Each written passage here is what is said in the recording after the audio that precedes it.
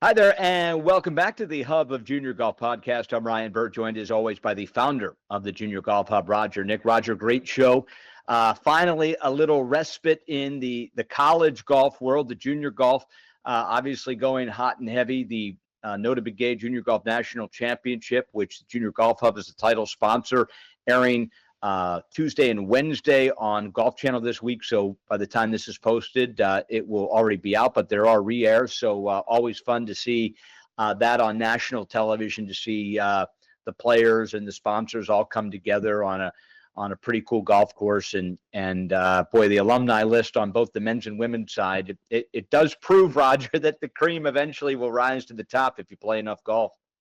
Yeah, no doubt about it. And I have to say, Ryan, as you said, this has already had been played, and just watching it has been amazing. Watching the young players coming in, the finishes that I saw some of these players to get into the playoff and then win the playoff.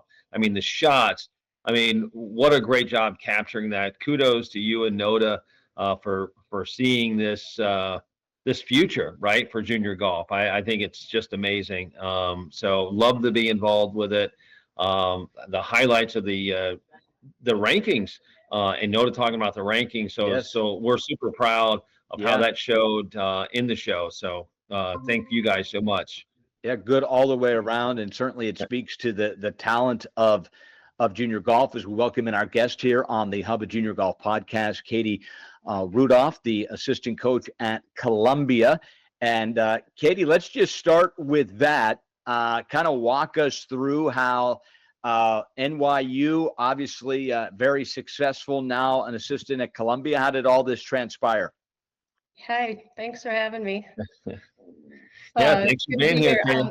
So I was at NYU for a couple of years, was the head men's and women's golf coach over there.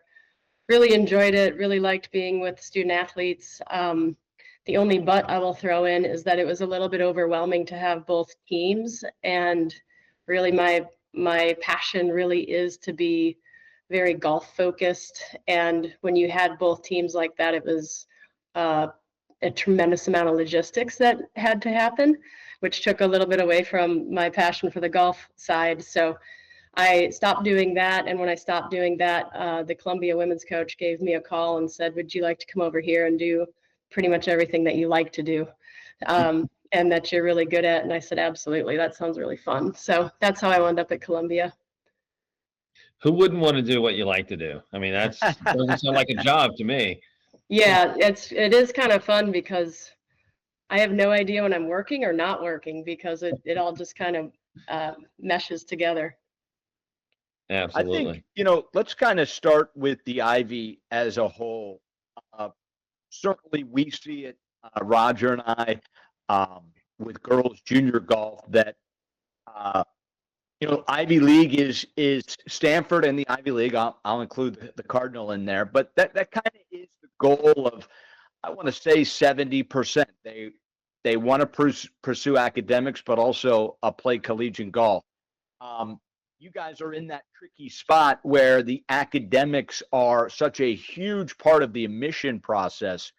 How slippery of a slope is that to recruit golfers, but also make sure that they can meet the highest of highest standards in the classroom? Yeah, I mean, for us to be recruiting, we really have a fairly narrow focus. You need to be an amazing golfer, because we are a Division I league and we're playing at the Division I yardages, and we're playing a really full schedule.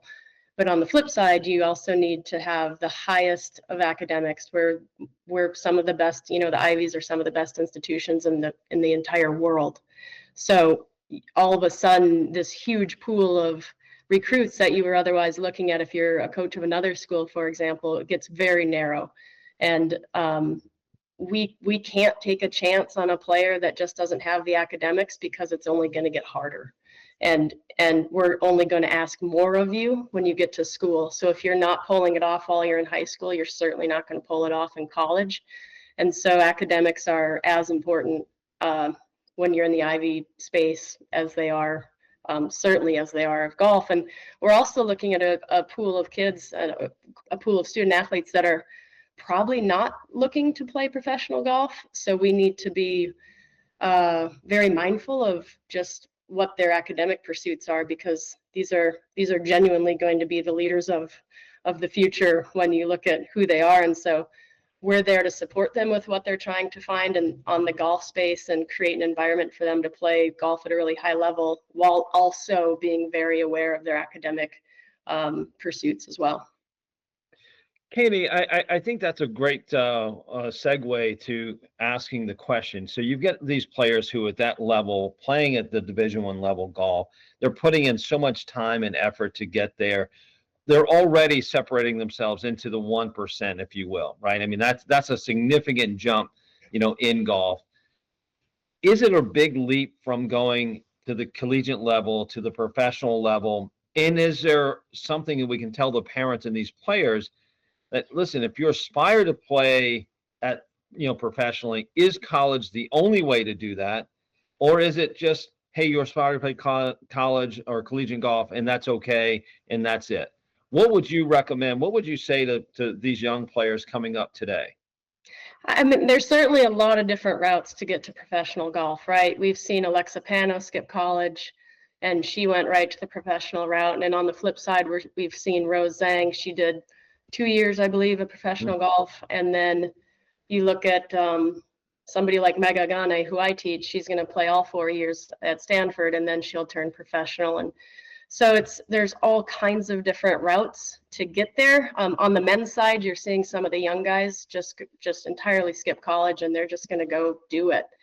The women's side, I think, is unique. And now that we have the NIL money as well, I think that is definitely a reason to stay and go to college, by the way. So if a college degree is anything at all that you're interested in pursuing, you now have NIL money that's available, which wasn't there before. And obviously the NCAA lawsuit stuff that's happening, that might influence your decision as well. But I think it's a family decision. You need to really sit down at the table and have that chat. Is college something that you really value as a family? If great, go do it. And if not, yeah, go straight to professional golf. But if you are going to make the jump straight to professional golf, you better be a pretty darn elite player already. You need to have done some pretty significant things in the junior space, because you're skipping a couple rungs on the ladder in the women's space if you think you're going to go there. So you can't just show up and think you're going to play. Yeah, I mean, we've seen that a few times in the women's game, especially with Lexi, and then you also had Michelle Wee, who kind of went back to college but didn't ever play. Obviously, she's a professional at that point, but I think they, it was a very tough road for them. Even though they had a lot of success, it still was a really, really difficult road. And I would think some would say they would have done better had they actually, spent a little bit more time developing. My question is, because you work with such high-level players, and you work with a Megha Ganne, right, who's at the top of the game in the collegiate level, would you recommend, or do you believe that college is helping these players develop, or do you think that it's just a great way to play, get a good education, get some, maybe get some financial assistance with NIL? Because development and playing in tournaments are two different things. And yes, they're necessary for development, but also to play at that level, that elite level, as you said, to go out there and step out there, it's significant. It's a significant haul. I do think for the women's side specifically, which is the area that I'm, consider myself to be more of an expert in that area than on the men's side. But I think there's more happening on the women's side in terms of development than just your golf game. So on the women's side, once you get out there, it's pretty much you and your dad. It's you, your dad, and your dad might even be your caddy. And it's not as glamorous on the women's side as maybe the men's side is. And so if you can go to college, and you're going to be in college and develop these relationships and develop friendships and develop genuine friendships, that you're going to be competing against these same women for the next 10 or 15 years out on tour, it would sure be nice if you had some relationships already developed out there. I think the LPGA tours can be, it doesn't have to be, but it has been described and can be a pretty lonely place if you aren't prepared, if you haven't prepared yourself properly to be out traveling out there. And I love, with all due respect to everybody's dads, I love my dad a lot, and but if you're 25 years old and you're eating every meal with him for the next 10 years and you're traveling and you're in the same hotel room with him forever, like there's a lot more happening on the LPGA tour than just the golf. Yeah, I mean, there's billions of people on Earth, and we're talking about Lexi and Michelle Wie. I mean, the percentage it's so microscopic that you could actually, in this day and age, do it. You're talking about one or two girls maybe around the world that could jump as a teenager and be successful. The other reality is there's not a lot of money on the LPGA tour if you're not a star. There's even less money on the feeder programs. I mean, it's horrific how much money is at stake on some of those other tours. Then you look at education from Columbia, and you see what a graduate from Columbia's starting salary is. There are a lot of players on your team that will make more in 3 years post Columbia than they would their entire lives playing golf. How big of a pitch is that when you are talking to elite players that are, do I want to do Ivy? Do I want to go to a Power Four? Is that come up as part of your pitch that, boy, for a plan B and a Columbia education, that's something that you just can't get anywhere else? Yeah, I think I joke about it, but it's not that much of a joke, but you need to be prepared to slam your finger in the car door at any moment. So at any moment, your golf career is over. Now what? So do you have a Columbia degree to fall back on? Do you have a high school diploma to fall back on? You're 24 years old, you're 25 years old, you just slammed your fingers in the car door, it's over. What's the plan? And so if you can fall back on, if you have the option to fall back on a college degree, I choose that one every time. That sounds like a no-brainer to me. Me too. But hopefully nobody, and God forbid that's such an awful example, but I think you need to always keep that in the back of your mind of like, this party could be over pretty quickly. There's so many things that can happen within your physical capabilities that can stop this thing at any moment. So is a college degree the end all be all? Of course not, but is a college degree certainly helpful? Yeah, I don't think anybody can argue against that. Yeah, Katie, we were having earlier a great discussion about the girls' game and the women's game, and more specifically about kind of the landscape and coaching and what girls see on the other side or maybe look up to.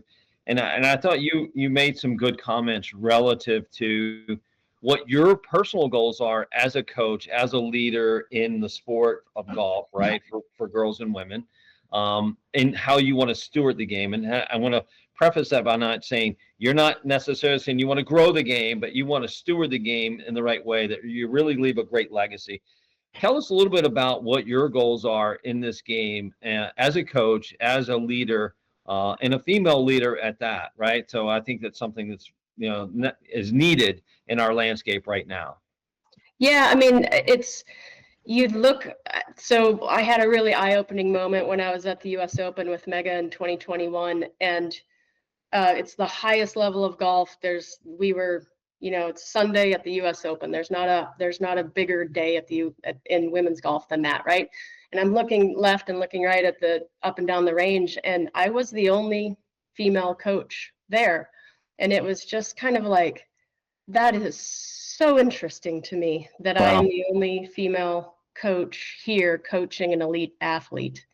And it got me wondering, where is everyone, and what does happen to those amazing coaches? Because the women's game, and if you look at women's college coaches specifically, there are some phenomenal women's coaches out there that sometimes, like, I don't want to say but don't look further than college coaching, or haven't made it farther. You don't see these big women-owned academies. You don't see something that's female-based, or just from an academy standpoint even. And it's kind of, you want to scratch your head and ask yourself what's going on there, or why, and where is everyone. And that's a space that I think there's a huge vacancy in, and I would love to start to think about how to fill it, and find other really, really talented women to come with me, and like, let's fill that space up a little bit, because it's there. And that doesn't mean others need to, this isn't a zero-sum game where others need to come down in order for women to go up. There's enough space for everyone. The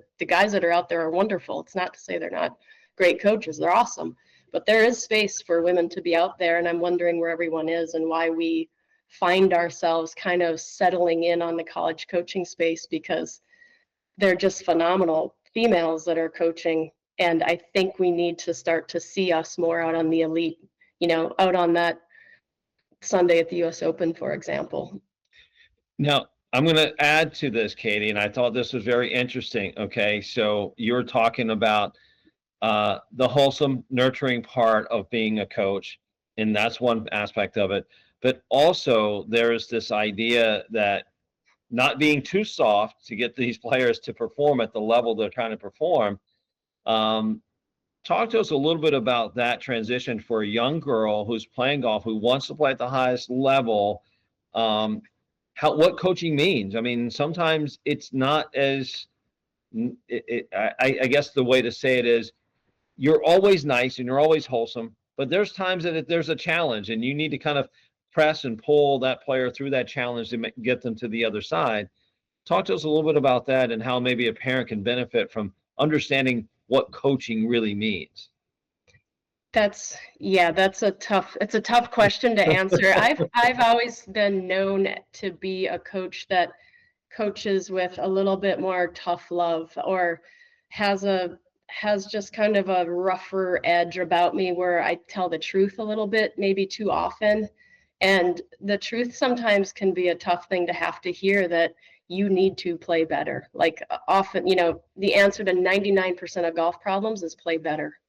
If you had played better, would that have answered your question? Would that have answered what's going on right now? And so a lot of what's happening when you're seeing these juniors struggling, or you're seeing these parents struggle, you need to play better. And like, if we can all agree that we can come from that angle, a lot of the kind of the fluff gets pushed away. We don't really need to deal with the fluff stuff. And I joke, but I'm not joking. And one of the things I've said to my student athletes is, I'm not your mom, I'm not your therapist, and I'm not your friend. Wow. But over the next 4 years, I will probably be all three of those things at some point. But don't forget, I'm none of those things. Right. So, and I think that often is, you think of like, what is a coach? I think a coach is actually those three things, like constantly kind of pressing against each other. And what are you today? And what a player needs from me today might be a therapist. What a player needs from me tomorrow might be that wholesome thing. And what a player needs from me 3 days from now, they might actually be open to have some tough love. Let's get to work. Let's be honest. Let's say out loud that we're not playing well enough to be this elite athlete that we claim that we want to be. We're not doing enough. So there are moments that you get to play the part of all three, but you aren't actually any of those things. You're just the coach. And I think that's something to remember as a parent looking to a coach. What is our role? Our role changes every day based on the player that walks in the door to us, walks in the front door. I always felt that part of the junior golf feeder system to Division I is, in most cases, that player starts playing 9, 10, 11, some cases obviously early, very few cases later. But if they're that talented where they can go to a Columbia or any Division I program for that matter, they are an extremely talented golfer. And there is a good chance that at some point in that journey, the dream was I'm going to be on the LPGA Tour. I'm going to be on the PGA Tour. I'm going to win majors. It just seems like that is a normal part of being 12 years old and winning a bunch of golf tournaments that, man, I'm amazing. I'm going to be great. When you make that decision to go to Columbia, as you said, the goal might change. You don't necessarily have players that say, I'm going to go play on the LPGA Tour. They say, I'm at Columbia. I'm going to get an unbelievable education, and I'm going to play Division I college golf, which is Roger's already indicated. You're already in the 1% of the world.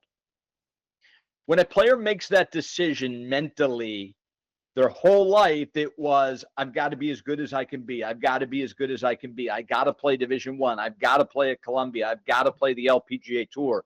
That is a lot of motivation to practice and get better.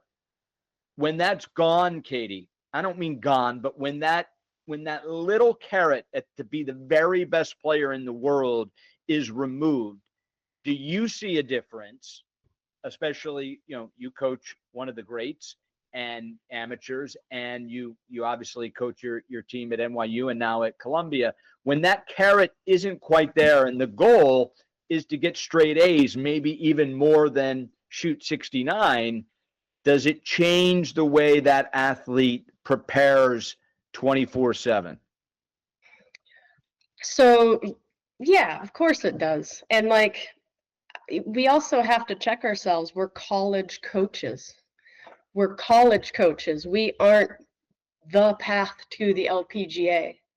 This isn't, if you want to go, if that's your direct path that you're looking to take, and you just want to streamline yourself there, that's certainly, I'm happy for you that you have such a narrow vision, okay? But we have to recognize that we're with 18 to 22-year-olds. They change their mind 85 times a day, and they might announce that they don't want to play on the LPGA Tour tomorrow and tell us, later in the afternoon that they do. So we are going to support every last thing that you decide. You're in the most developmental time of your life in those 4 years. I mean, I'm thinking about my college time. I switched my major 3 times. I didn't know what I was doing, and nobody should. And I think, not that nobody should, but if we have kids on our team that they want to be doctors, they want to go into finance, that's awesome. That's amazing. And we're going to support you. And they're at Columbia or they're at Stanford. And I was talking to Megha this morning about it, and she's like, everyone at Stanford, whether you're an athlete or not, is here because we were elite in some way. Like every single kid at Stanford was the valedictorian. They started a startup and they've raised $50 million. They were something really, really impressive. And if you're at Columbia, the same thing exists. And so as a coach, I'm here to support every last little dream that you have. I'm going to put my every effort into it. LPGA isn't the end all be all end of this. That doesn't make me work any less hard than I was planning to before. I'm going to work hard every day. I'm a golf coach, and so I'm going to bring it every day. It doesn't mean you still don't enjoy winning. I can play my brother and I'm going to bring it because I want to beat him. And so I don't think your competitive spirit dies with the announcement that you don't want to pursue professional golf. I think if you're a competitor, you're a competitor. Katie, as a coach, you're always seeking to find good, talented players out there that you can help them hopefully move to whatever direction, whatever heights that they want to go with the game. What are some of the ways that you identify, these talented young players to say, hey, I recognize you have talent. I want to help you get to the next level. What would be a good way to, recognize that? How do you recognize that kind of talent? It's so there's, recruiting is always such an interesting thing because you're getting hundreds and hundreds of emails and videos sent to you every single day. And so how do you say this one, not that one or whatever? But if you're watching a player and you're out actually recruiting on the golf course, I think watching their ball flight control is interesting. Watching their shot selection is really interesting. I think watching a player play really well doesn't actually tell me a whole lot. I often will tell when I do like speeches or talk to parents or something, or even the kids at like a camp or something, I'll say, I actually enjoy watching you have a bad day. I learn more about you, kind of navigate that better. Everybody's in a good mood after they shoot a couple under. Of course, you're going to be happy and cheerful. And oh, that Roger, he's the nicest guy I've ever met. But I would like to see Roger shoot 88 one day and see, No, you don't. No, you that's wouldn't. what I mean. Is he reaming out, are you reaming somebody out in the parking lot? Are you slamming the trunk? And there's a lot more that goes into recruiting than your scores. And of course, we want you to play well too. But I have to hang out with you for 4 years, so we're also very interested in the human that we're recruiting, and so watching you play poorly and is very revealing. Can eliminate you from being recruited pretty quickly, depending on how you act, but we're going to watch a whole bunch of people play bad golf because you're kids. So it's not to say that's not going to happen. Roger, I know you have a development question, so I'll let you go ahead and I'll finish up with a recruiting question. Yeah, I was actually going to go down the route of, you were saying earlier about watching a player, who is developing shooting scores, say in the middle 80s or so, and maybe they have a bad round. You had mentioned to me in a previous conversation, because parents are asking, hey, are you recruiting my kid if they have a bad round? What does that look like? Tell us, Katie, or tell the audience kind of your story around that. So, and I think you have to recognize these kids are, first of all, kids. You're kids. So you shooting 85, posting a couple rounds in the 80s once in a while. We as a recruiting coaching staff, I don't know if your dog went missing last night. I don't know if your grandma died yesterday. I don't know so I don't get to know anything, or I don't know if you just had a terrible round of golf. So nothing's going to get you off of the recruiting list, so to speak. However, the only thing that gets you onto my radar or onto the radar are good scores. So it's not you don't need to be so concerned about that bad round. Oh my gosh, I can't believe I have to tell somebody that I shot this round. We don't care. Mm-hmm. But we do really need to see you shoot some good scores. We need to see you have a good tournament. We need to see that we know that you at least have the ability to shoot something, at around under par before you're truly on the list. So don't think of yourself as getting off the list because of bad scores. Think of yourself as getting on the list because you posted some good rounds. So you hear parents get like so nervous. Oh gosh, this is just awful. Are you going to stop recruiting us? No, absolutely not. You're kids. Of course you're going to. You're not going to stop recruiting them for shooting a bad score, but you may stop recruiting them from pulling out of a tournament because they're having a bad day. And you do that repeatedly. I think that's one of the mistakes, right? I mean, instant out. Yeah. I don't have time for that. That's me personally. I don't know about other coaches, but you have to, you need to sign your name to that terrible scorecard and hand it in and go get back to work. But if you're leaving early and if you're hanging it up, there's just so many options of players that we can choose from. The pool is so deep, and that's just sending a message that's not a player that you want to have on your team from a culture standpoint. Last couple of things from me, Coach. You had mentioned hundreds of emails, all those kinds of things. Certainly, we know you guys are out on the road and certainly recruit players, but that starting process, because it is such a fine line academically, at the end of the day, does the process start with a player recruiting you? And obviously they're in, I would assume, almost all cases, if someone is sending you an email, it's because they believe academically they could get into Columbia or at least be in the conversation.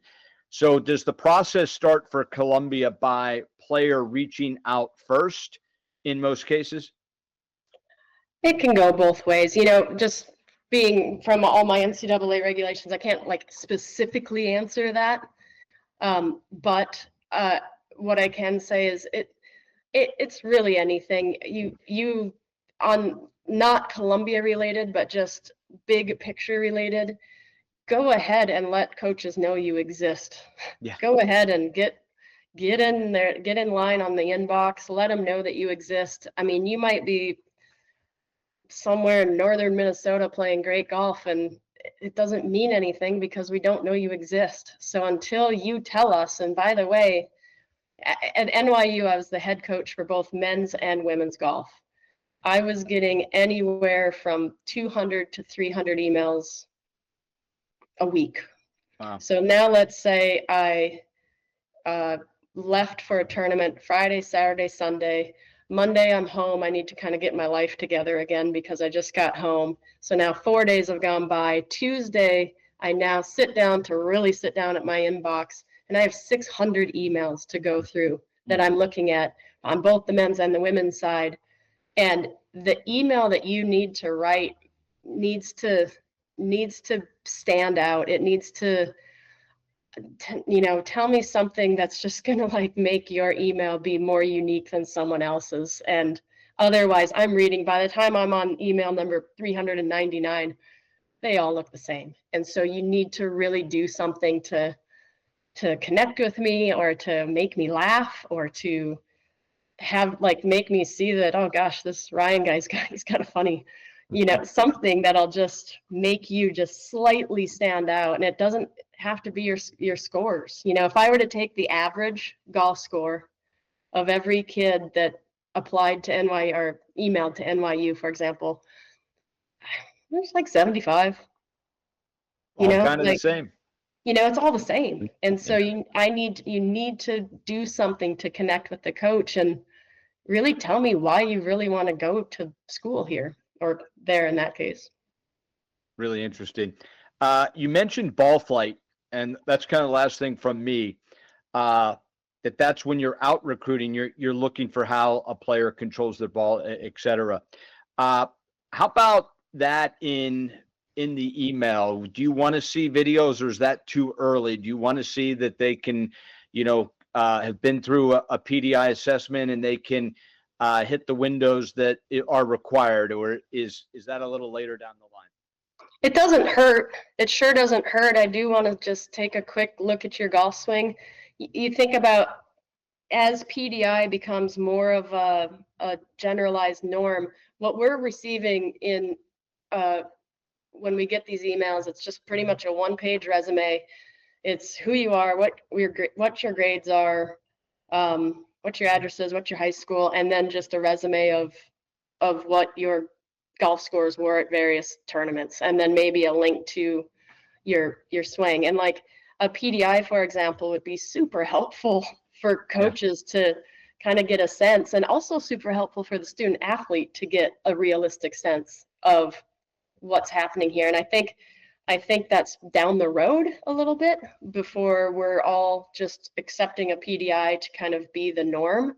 But when you see a kid who's like, I'm 2650 on Wager. Yeah.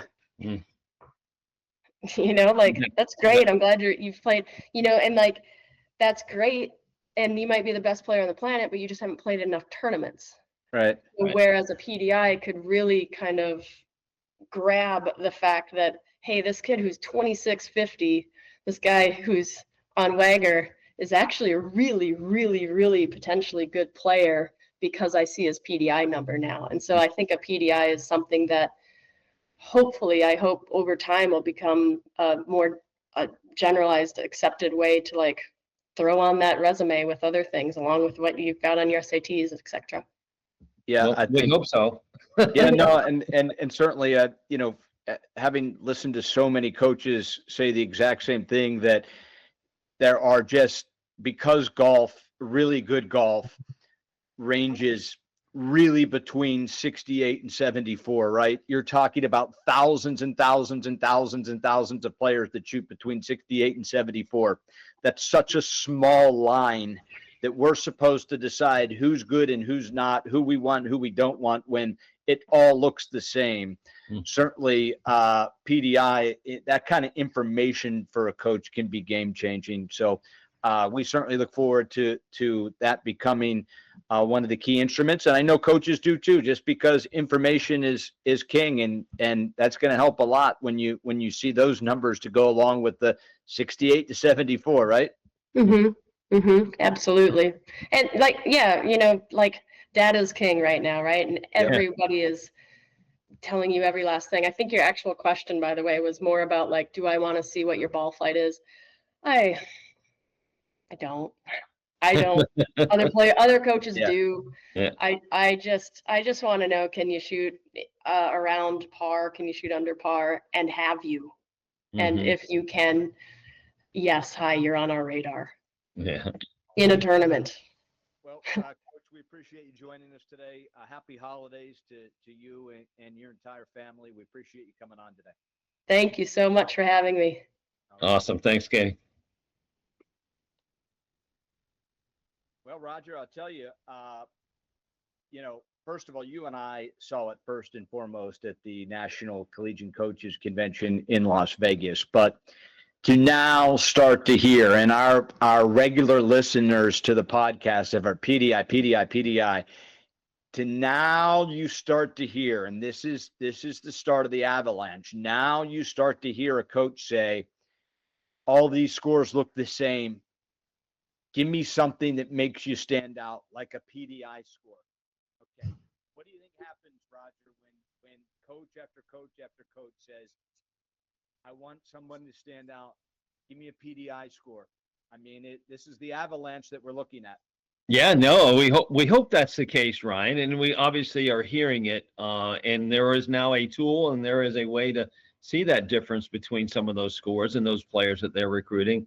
So it's very exciting to see that. It's very exciting to hear it from the coaches out of their own mouth saying, hey, we were looking for something like this to help us differentiate some of those players and decisions, right? Because now as the NCAA rules and changes happening going forward with some roster, decreases that we've talked about, I mean, every decision's going to matter. Every single dollar or every single recruit is dollars, right? I mean, at the end of the day, they want to be able to believe that they've got the right team with the right skills to go out and continually put out the best players on the course and win national championships. So we're really excited about that opportunity and seeing it and hearing it from the coaches now saying, hey, this is something they could use. Tip of the iceberg. We would be remiss, Roger, if we did not wish all of our loyal listeners a Merry Christmas, certainly happy holidays to everyone out there. We know there's a lot of options in the podcast world, and certainly we thank them and want to wish them the best for choosing us just about every week. The responses at the convention. I don't know if all the college coaches admit it, but the amount of them that are listening to the podcast just to hear other strategies. It's smart, right? You learn from hearing other practices. Wow, they do a little bit differently at UNLV than I do it at Florida. So it's cool to know that so many coaches are tuning in as well, and definitely happy holidays to everyone out there, Roger, including your family. Absolutely. You as well, Ryan. Happy holidays. Merry Christmas. Thanks so much. Thanks, Michael. Thanks, Ryan. Absolutely. That will do it for today. As always, we will be back real soon with the next edition of the Hub of Junior Golf podcast. Just more information for you, your junior golf family. We know it is a very difficult journey, and sometimes our little roadmap can help you find the way, the right, the left turns that are necessary to get your player to play college golf. So thank you so much for listening. As always, happy holidays. For Roger, Nick, for Michael, Nick, I'm Ryan Burr saying until next time, we'll see you back here real soon on the Hub of Junior Golf podcast.